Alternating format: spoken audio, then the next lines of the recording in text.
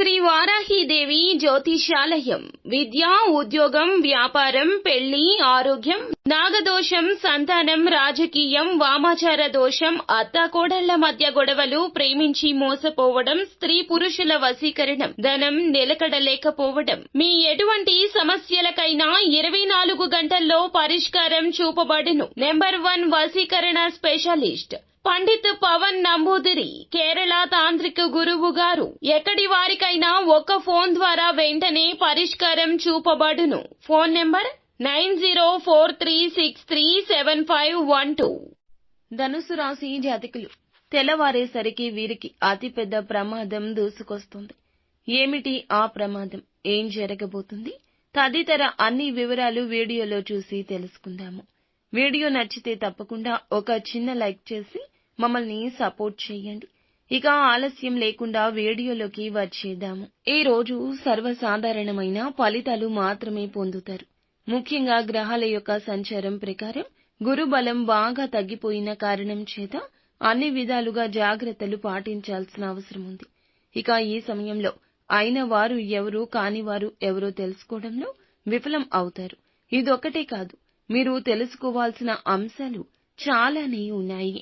ప్రతి అంశం పట్ల ఎంతో జాగ్రత్తగా ముందుకు వెళ్తే అంత సేఫ్ గా ఉంటారు. మీ యొక్క శత్రువులను కనిపెట్టలేకపోతారు. ఇదే వాస్తవం.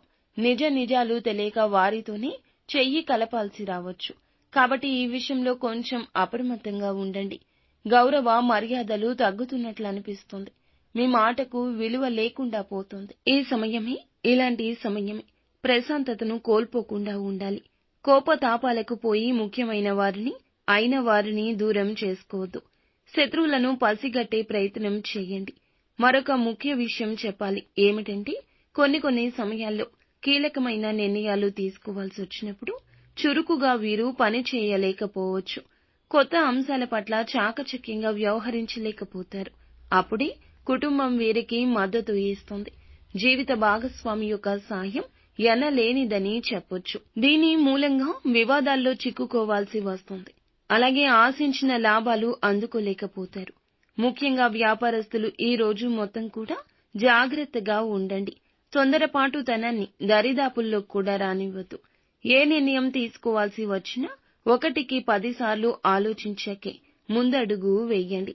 కోపావేశాలు ఈ రోజే కాదు, ఎప్పుడూ పనికిరావు. ఆలోచించి తీసుకునే నిర్ణయాలే ఉత్తమంగా ఉంటాయి. ఖర్చులు ఈ రోజు ఎక్కువ ఉంటాయి. ఇవన్నీ కూడా ఉపయోగపడే ఖర్చులే. మొత్తం మీద ఈ రాశి వారికి ఈ రోజు మొత్తం ఎంత జాగ్రత్తగా ఉంటే అంత మంచిది. ప్రతిరోజు కూడా ఇష్టదైవ ఆరాధన చేస్తూ ఉండండి. నిత్యం శివ భగవానుని పూజించండి.